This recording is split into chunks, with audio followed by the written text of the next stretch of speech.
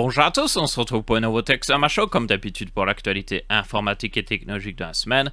Nous avons pas mal d'actualités cette semaine-ci, notamment le fait que nous avons les ARC 750 et 770 qui ont été testés et qui vont sortir derrière le 12. Donc ça c'est plutôt intéressant, on a enfin leur niveau de performance et on peut voir où est-ce que se situe. On a aussi des news au niveau du fait que l'USB Type C va être obligatoire du coup en 2014, ça a été voté. Et d'autres news en tout genre. Vous avez une table des matières dans la description ainsi que sur la barre de lecture. Commençons tout de suite. J'aimerais toutefois commencer par ce Techsama Show par une petite correction par rapport à la dernière vidéo. C'est sur le test du WaveDX, le micro d'Elgato. Déjà, merci à ceux qui m'ont suggéré de tester le Rode PodMic. Je croyais que c'était un micro USB. Bon, il y a une version du Rode qui est aussi en USB, mais il y a aussi une version XLR qui a l'air assez intéressante. Donc je ferai certainement une vidéo de comparaison face au WaveDX pour voir un petit peu ce que ça donne, ça pourrait être intéressant. Après, un truc que je sais que je me rends compte, c'est que je ne suis pas le meilleur pour tester des micros honnêtement. Donc ça, je pense qu'à partir de maintenant, en vrai, je ne testerai plus vraiment de micro, à part si je trouve un micro vraiment très intéressant pour très peu cher. Là, je ferai toujours des vidéos là-dessus, mais les tests de micro en tout genre, pas forcément ma spécialité, parce que j'ai pas l'oreille pour, en fait. J'ai vraiment pas l'oreille pour, selon moi. Après, évidemment, il y a toujours des préférences personnelles. Il y a certaines personnes qui vont préférer certains types de micros et tout ça, mais ouais. Il y avait aussi un problème, enfin, je sais pas si c'est vraiment un problème, mais le son avait l'air différent entre le WaveDX quand je l'ai testé dans la séquence de test et quand j'utilise dans la vidéo. Dans les deux, il n'était pas édité, je tiens à le préciser. Il était brut tout le temps, normalement. Apparemment, selon mon monteur, j'avais plus tendance à être devant le Shure pendant la période de test plutôt que devant le Wave, et que c'est peut-être pour ça il y a eu un effet de proximité, parce que comme le Shure ici, si je parle devant, vous avez une voix beaucoup plus chaleureuse, et puis plus je m'éloigne, plus ça fait voix avec écho. Forcément, ça semble logique. Donc peut-être qu'il y a eu ce problème-là. Pour mon test face au Rode PodMic que je vais acheter par moi-même et tout ça, je ferai très attention, je testerai un micro par un micro et je serai toujours en face de ce micro à la même distance pour être sûr qu'il n'y ait pas de problème. Et je testerai aussi l'effet de proximité en m'éloignant, parce que c'est quelque chose d'important que j'ai oublié de tester. Donc, yep. En gros, je vais essayer de faire une vidéo meilleure et qui inclura aussi l'acteur le plus recommandé du marché pour voir vraiment quel est le meilleur micro. Bon, c'est certainement peut-être pas le Shure vu qu'il coûte très cher. On commence ce Techsama Show aussi par un petit test rapide d'un kit de RAM. J'essaie de tester un petit peu les kits de RAM DDR5 parce que selon moi, en passant de la DDR4 à la DDR5, il y a certaines marques qui ont rechangé leur design, qui ont changé aussi certaines choses. Il y a certainement des marques qui en ont profité pour faire des économies par-ci par-là aussi, je me dis. Donc je me dis, ça vaut la peine de tester, parce que pour moi en DDR4, mes plus grosses recommandations, c'était toujours Corsair LPX. Et pour un peu plus de haut de gamme, je recommandais souvent celle de G-Skill, qui était très bonne pour le prix, les Trident Z RGB. Pour ce test ici, j'ai regardé un petit peu un kit de chez Kingston, c'est la Fury Beast DDR5 en RGB d'ailleurs, et c'est une RAM plutôt sympathique au niveau design, comme vous pouvez le voir avec les plans que je vous mets normalement à l'écran. Après, ce kit-là se positionne à peu près au même niveau de prix que les autres marques pour information, donc là, elles sont bonnes en fait, il n'y a pas de problème. Je vous dirais juste, si vous voulez par exemple passer sur de Ryzen 7000, prenez plutôt un kit à 6000 MHz, ils en font, mais ils coûtent plus cher, c'est ça aussi le problème. Mais je dirais qu'il n'y a pas vraiment de problème à les utiliser, donc c'est plus une question de préférence ici au niveau genre design. Est-ce que vous aimez le design?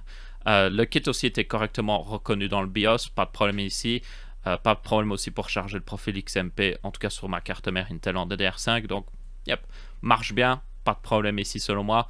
Vraiment, de toute façon, quand vous regardez à la RAM, le plus important c'est la vitesse, le prix, évidemment, et puis le design. Ça peut être aussi un point très important pour vous.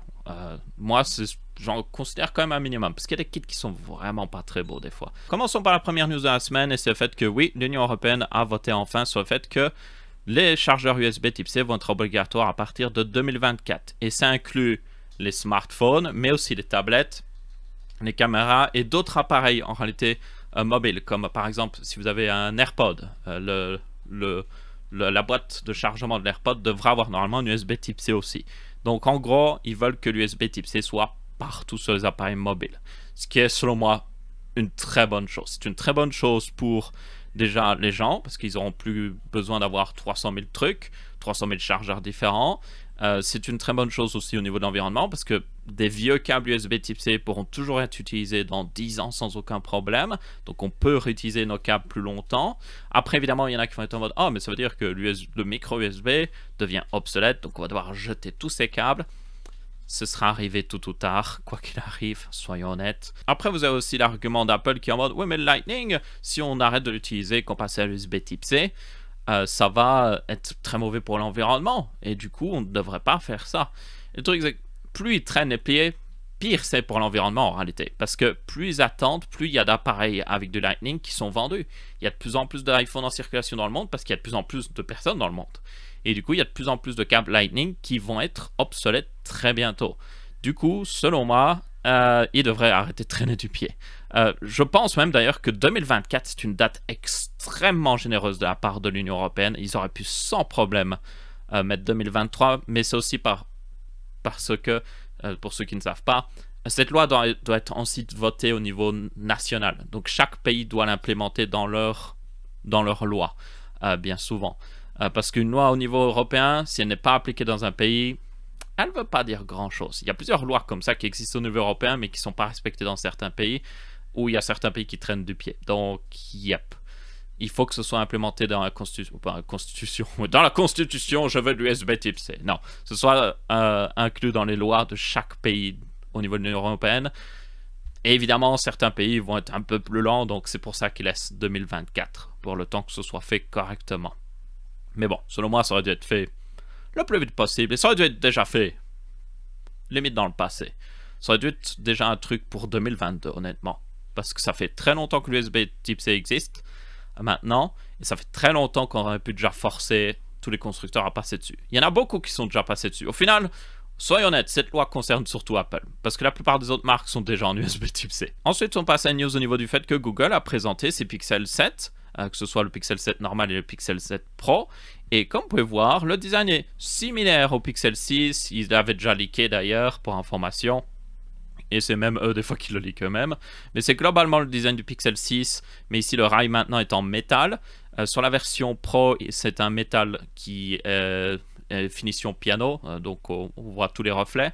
Et sur la version 7 non Pro, c'est un métal pour information qui est mat. Donc ça fait une différence ici. J'essaie de voir s'il n'y avait pas d'image, mais il n'y a pas d'image sur Ars Technica. Bref, je vous invite à regarder la vidéo de première impression d'MKBHD. Elle est pas mal par rapport, si vous voulez voir un petit peu à quoi ça ressemble tout ça. Globalement, ça reste un téléphone assez similaire. Ils ont toutefois fait des updates, forcément. Déjà, on a une puce Tensor de deuxième génération qui est améliorée. On ne sait pas le niveau de performance, honnêtement, pour le moment. Il n'y a pas encore de benchmarks qui sont sortis. Donc, est-ce qu'elle est vraiment meilleure, cette puce? Qu'est-ce que ça donne par rapport à Apple? Qu'est-ce que ça donne par rapport au Snapdragon 8 Gen 1 Plus, qui est largement amélioré, qui est maintenant sur tous les smartphones qui sortent depuis cette deuxième partie de 2022? On ne sait pas trop, donc ça il faudra voir. Après, selon moi, on accorde un peu trop d'importance aux processeurs des téléphones mobiles. Ils sont tellement puissants que ça ne sert pas forcément à grand chose. Il faut déjà qu'on accorde plus d'importance au GPU de ces processeurs mobiles, selon moi, et aussi à ce qu'ils font. Et là, Google utilise leur puce pour faire des fonctionnalités assez intéressantes. Et c'est évidemment au niveau caméra, parce que ça, c'est un des arguments de vente principal de chez Google. Ça et aussi le prix moins important de leur modèle de base par rapport à la concurrence. Donc là, justement, au niveau caméra, on a un 50 mégapixels, c'est un Samsung GN1, c'est un nouveau capteur qui est vraiment pas mal pour information.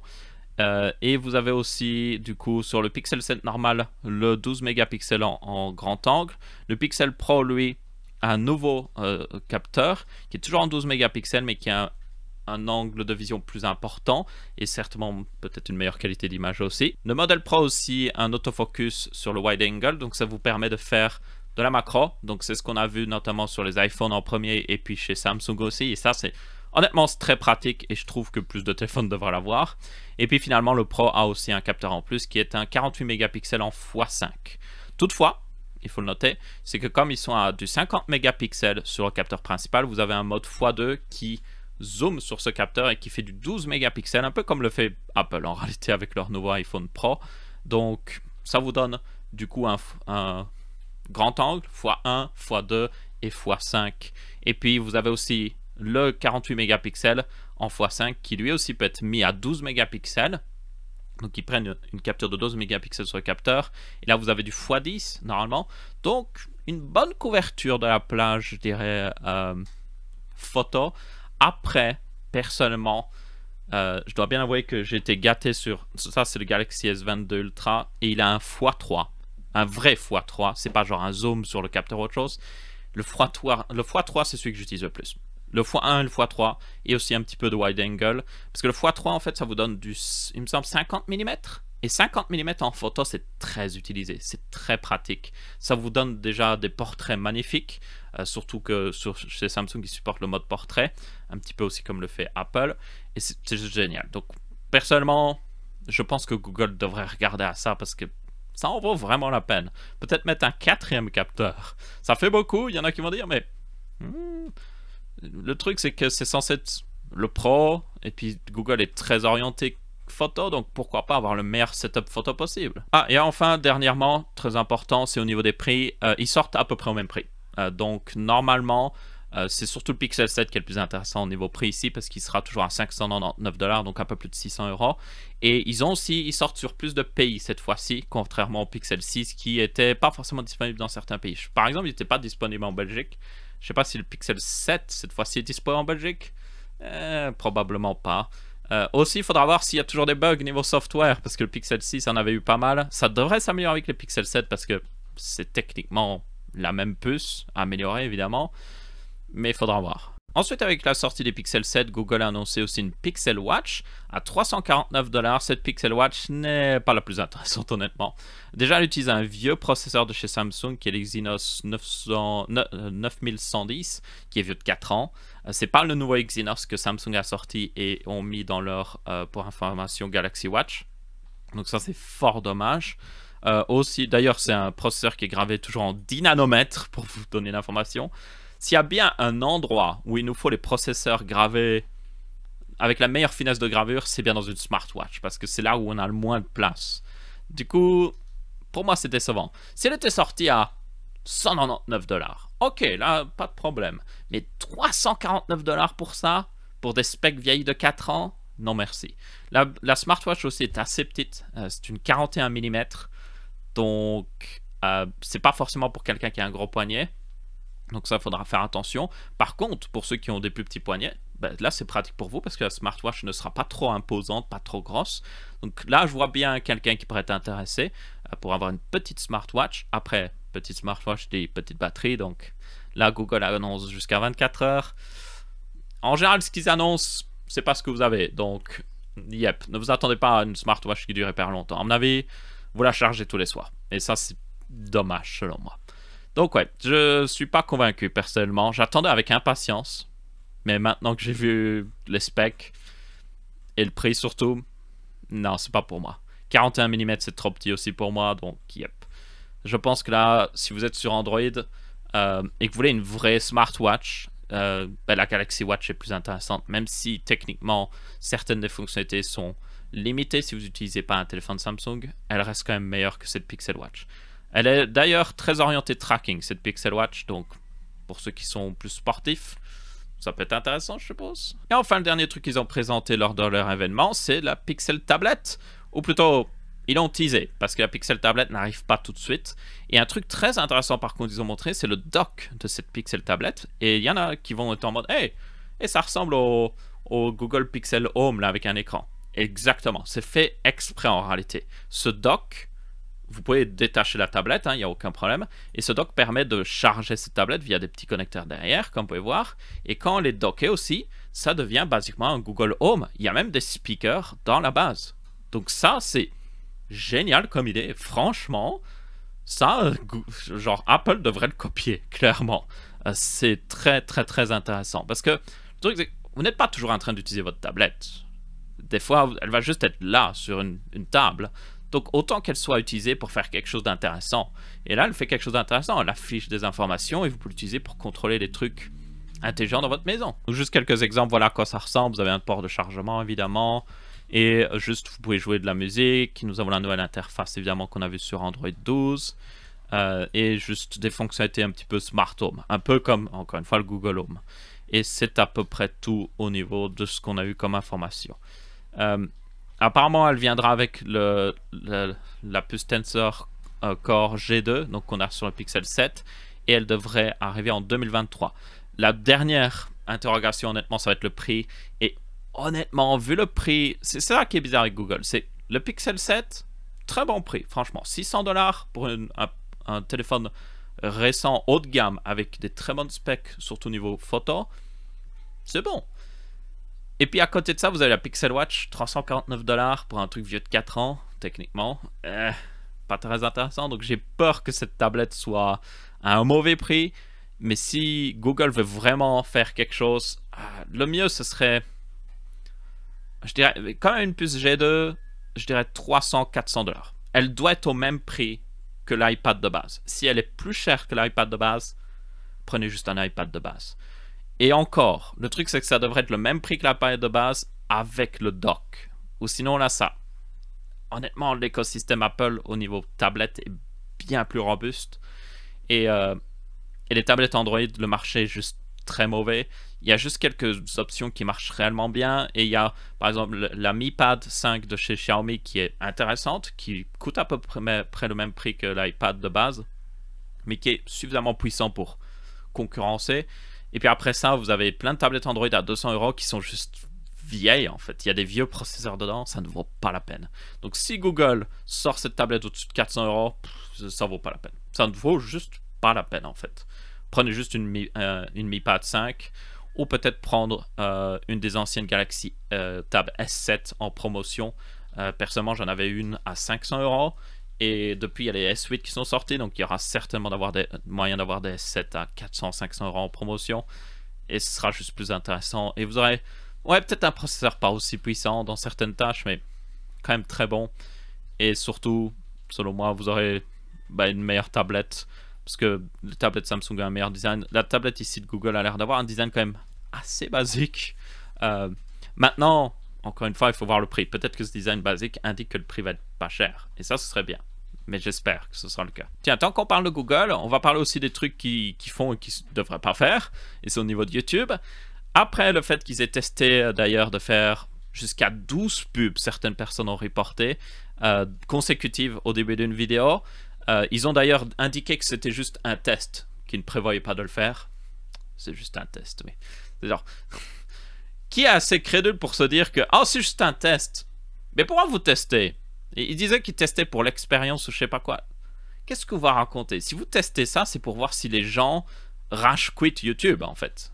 En fait, ils prennent 2% des gens qui regardent YouTube, ils leur mettent 10 pubs consécutives et ils regardent moins de vidéos que les autres personnes en fait. Si les gens continuent de regarder autant de vidéos avec 10 pubs consécutives, ils vont le mettre sur leur site. Ne vous inquiétez pas qu'ils le feront. Bon, c'est plus aux États-Unis, en Europe, il y a moins de pubs quand même. Mais ils le feront. Si ça marche, ils le feront. Ils s'en battent les steaks, littéralement. Mais bon, selon eux, c'est juste un test. Et du coup, ils font juste aussi un test de faire en sorte que la 4K soit un premium en fait. Donc vous devez avoir YouTube Premium pour regarder en 4K. Alors personnellement, je regarde pas souvent en 4K parce que j'ai toujours des problèmes de connexion avec ma connexion belge avec le 4K, ce qui est bizarre. Genre j'ai largement la connexion pour le 4K, genre j'ai plus de 80 mégas de download, mais ça a toujours du mal à charger, que ce soit sur Firefox ou Google Chrome d'ailleurs, donc suis-je le seul à avoir ça? Bref, dans tous les cas, je n'utilise pas trop la 4K à cause de ça, mais je pense que beaucoup de gens aimeraient utiliser quand même la 4K, même si vous n'avez pas un écran 4K, regarder en 4K vous donne une meilleure qualité quand même parce que vous avez une vidéo avec un meilleur bitrate tout simplement. Même si c'est remis en 1080p, la qualité sera meilleure réellement. Mais c'est dû au fait que la vidéo a un meilleur bitrate.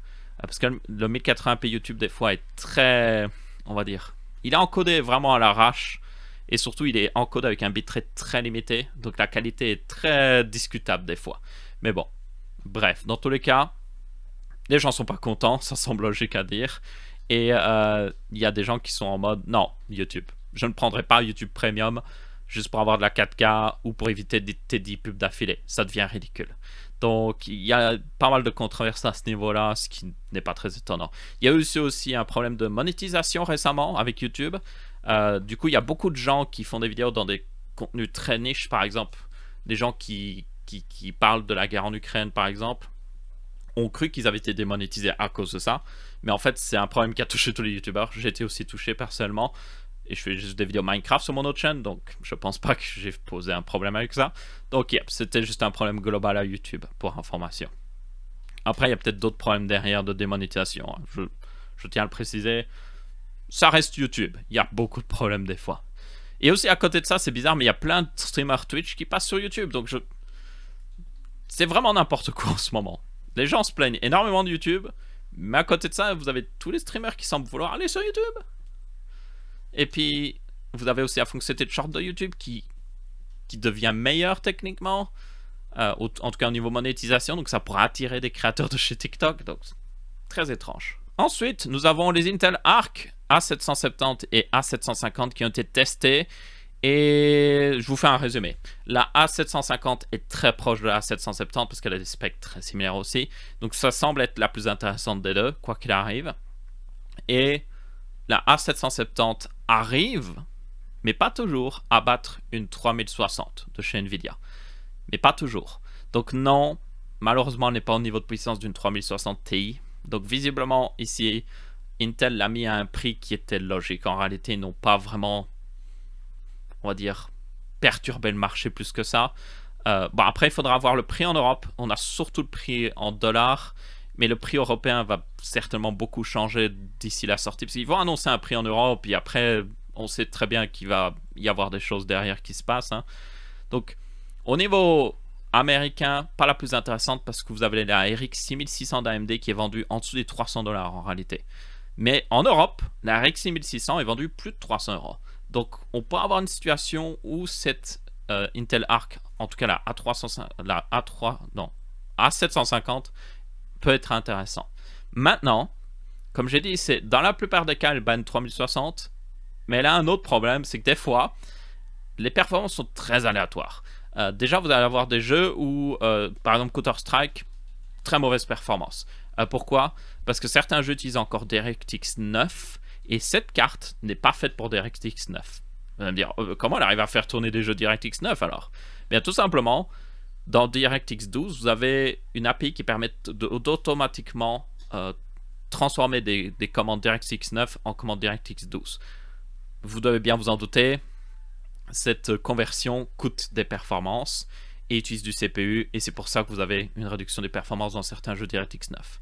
Alors vous avez toujours des bonnes performances parce que les jeux DirectX 9 sont plutôt vieux, mais voilà, il y a certaines personnes qui regardent à ça et qui sont en mode « Ah, ça vaut pas très la peine si je joue à des vieux jeux. » Et surtout si je veux jouer à des vieux jeux que je veux qui tournent très haut au niveau FPS, comme Counter-Strike ou comme certainement Team Fortress 2 serait dans le même cas. Les jeux qui utilisent le moteur source, vous aurez beaucoup de ces problèmes-là. Donc il y a des trucs très aléatoires avec cette carte. Il y a aussi d'autres trucs assez importants qu'il faut noter. Déjà, elle a besoin de rebar. C'est une fonctionnalité, je vous rappelle, que vous activez dans le BIOS, bon, qui est activé par défaut en réalité, qui permet au GPU d'allouer de lui-même plus de données pour prendre des données, par exemple, de tout ce qui est texture et tout ça, si je me souviens bien. Ne me cotez pas là-dessus, je suis plus exactement sûr ce que ça fait, mais ça permet au GPU d'avoir plus de liberté. Sur Nvidia et AMD, ça peut donner un gain de performance. Chez Intel, vous devez l'avoir activé, ou sinon vous allez perdre un quart de performance. Donc, yep. Et enfin, le dernier truc, c'est qu'il vous faut un processeur, du coup, récent pour utiliser Rebar, parce que les anciens processeurs ne supportent pas Rebar. Donc là, il vous faut un processeur de la 10e génération minimum ou un AMD Ryzen 3000. Du coup, cette carte, malheureusement, ne sera pas intéressante à mettre dans un vieux PC pour une upgrade facile. Et ça, c'est extrêmement dommage. Donc, si vous pensiez la mettre dans un Dell Optiplex, par exemple, ça aurait été possible. Ben non. Là, vous devriez plutôt regarder à la RX 6600 en réalité, qui sera plus intéressante pour vous. Donc, ouais, le plus intéressant qu'il faudra voir, du coup, c'est le prix. Franchement, si le prix est bon, ça peut valoir la peine de la prendre. Vous aurez des bugs et tout ça, donc ce serait plus une carte conseillée à des gens qui s'y connaissent qui sont prêts à accepter ça, mais qui en échange permettent à un nouvel acteur d'émerger sur le marché, tout simplement. Et ça, c'est très important. Ça se voit avec notamment Nvidia qui semble avoir choisi une stratégie de prix très très haut pour les RTX 4000. Donc, yep. Je pense que ce serait bien que Intel puisse continuer d'opérer, même s'ils n'ont pas forcément les meilleures performances dans tous les jeux. Ils ont quand même une très bonne carte ici. Elle est quand même plus performante dans pas mal de jeux que la RTX 3060. Et ça, c'est une bonne nouvelle. Ensuite, nous avons Samsung qui commence à développer des puces GDDR7. Donc oui, la GDDR7 arrive enfin. On était coincé un petit peu avec la GDDR6X pour je ne sais quelle raison, qui était un peu meilleure que la GDDR6, mais pas forcément beaucoup meilleure. Donc cette GDDR7 pour atteindre, pour information, 36 Gbps. Donc c'est une augmentation assez importante. La GDDR6X, le plus qu'on a vu, c'était 20 Gbps. Donc ça vous montre à quel point on a une grosse augmentation ici. Et ça devrait évidemment finir dans des cartes graphiques. Soyons honnêtes, c'est surtout là que ça va finir. Surtout des puces d'aussi haute performance. Je rappelle que, comme d'habitude, la GDDR, même si ça ressemble à DDR, vous ne devez pas la comparer à de la DDR5 ou de la DDR4. C'est différent, cette RAM est plutôt faite pour fonctionner avec un GPU. Ensuite, nous avons une news au niveau de l'iPhone 14 avec un autre problème qu'il a eu. Donc, on avait eu le problème de caméra qui vibrait, ça a été fixé. Maintenant, nous avons le problème que l'iPhone 14 continue d'appeler le 911 aux États-Unis à chaque fois que les gens vont sur un roller coaster, donc sur des montagnes russes. C'est un peu problématique. C'est dû au fait que la montagne russe, évidemment, a beaucoup de force. Vous encaissez beaucoup de G quand vous descendez. Et du coup, l'iPhone est en mode « Oh, tu viens d'avoir un crash. Laisse-moi appeler le 911. » Pas forcément quelque chose que vous voulez alors que c'est juste un parc d'attractions. Donc, à mon avis, le plus logique pour Apple, ce serait juste de sortir une fonctionnalité, un bouton pour le désactiver quand vous êtes... Ou, en réalité, ce qu'il pourrait faire, c'est juste peut-être le désactiver selon votre localisation. Donc s'il détecte que vous êtes à un parc d'attractions, il le désactive. Après, le mieux, ce serait de laisser l'option aux gens de juste le désactiver pendant 1 heure, 2 heures, quand ils savent qu'ils sont à un parc d'attractions, pour éviter ce problème-là, tout simplement. Parce que la fonctionnalité, en réalité, est très pratique et c'est une news en parallèle avec ça. Alors malheureusement, cette news c'est pas une bonne nouvelle pour info. Ça montre que ce système-là pourrait aider, mais malheureusement, la news a fini dans une mauvaise nouvelle. Je ne vais pas décrire plus que ça parce que YouTube a tendance à démonétiser, mais malheureusement, les personnes qui ont subi ce crash n'ont pas survécu.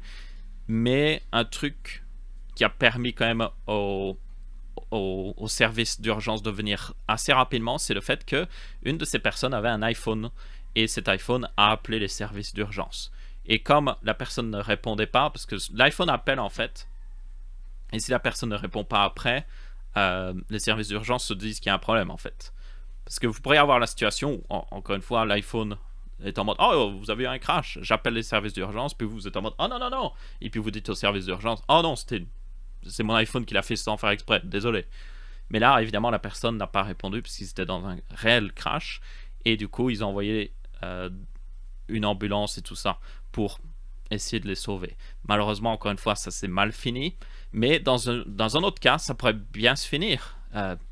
Il y a beaucoup de cas où vous avez des personnes qui sont inconscientes juste après un crash, mais qui pourraient, s'ils sont, on va dire, traités rapidement par des services d'urgence, ils pourraient survivre sans problème. C'est juste que comme ils sont inconscients, ils ne peuvent pas appeler les services d'urgence. Et des fois, ils se crashent d'eux-mêmes. Ils se crashent au milieu d'une route, au milieu de la forêt. Il n'y a personne qui le voit tout de suite. Et ça les met dans une mauvaise situation. Donc, je pense que cette technologie est intéressante. Je pense aussi, limite, honnêtement, on a beaucoup de trucs au niveau sécurité de voiture et tout ça. Franchement, pourquoi, au lieu d'obliger certains trucs dans les voitures, des fois qu'on est en mode pourquoi on n'obligerait pas à avoir juste un petit truc, un petit boîtier avec juste un... Oh non, je vois le problème arriver. J'allais dire un petit boîtier avec un GPS et une carte téléphonique. Si votre voiture crash, ça envoie un SMS. Il y a certaines voitures qui l'ont déjà en réalité, ça. Mais je suis en train de me dire, on peut utiliser ça pour vous traquer, donc c'est peut-être pas la meilleure chose. Après, on peut vous traquer avec votre téléphone. Et votre téléphone, il est dans votre poche. Donc, on peut vous traquer encore plus que votre voiture. Mais bon, je vois directement des personnes qui vont être en mode, non, je ne veux pas ça dans ma voiture. Donc, yep. Enfin bref, C'est une fonctionnalité intéressante qui peut sauver des vies, mais après, l'utilisez pas si vous allez sur une montagne russe. Là, ça ne vaut pas la peine. Et enfin, une petite dernière news de follow-up qu'on ne voyait pas arriver. Elon Musk va finalement acheter Twitter. Yep. Donc, résumé de la situation. Elon Musk blague à propos du fait d'acheter Twitter. Elon Musk fait une réelle offre à Twitter. Twitter accepte l'offre d'Elon Musk. Elon Musk se plaint que Twitter a menti à propos des bots sur la plateforme. Il y en a énormément et honnêtement, je me plaindrais aussi si je voulais acheter Twitter. Elon Musk, du coup, dit qu'il ne va pas acheter Twitter.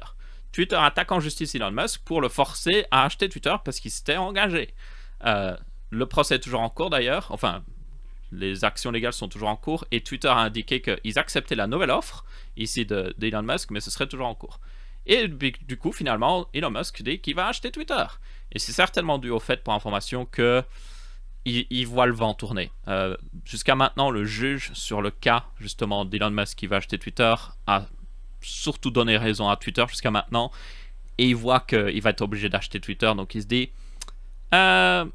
autant juste que la décision vienne de moi-même, vous voyez, et que ça paraisse mieux au niveau image. Et que du coup, il l'achète. Donc, yep, Elon Musk va acheter Twitter. Malheureusement, je ne sais pas si le fait qu'il achète Twitter l'empêchera de tweeter des choses ridicules sur Twitter, comme il l'a fait ces derniers jours. Il a beau être, selon moi, quelqu'un de très intelligent et d'avoir fait des choses très intéressantes, des fois, il devrait peut-être demander à quelqu'un de vérifier ses tweets avant de les poster. Et du coup, c'est à peu près tout pour ce texte, ça marche aussi. J'espère que vous avez bien apprécié. Si c'est le cas, vous pouvez laisser un petit pouce bleu. Si ce n'est pas le cas, vous pouvez laisser un pouce rouge. On se retrouvera pour une prochaine vidéo et je vous dis ciao ciao.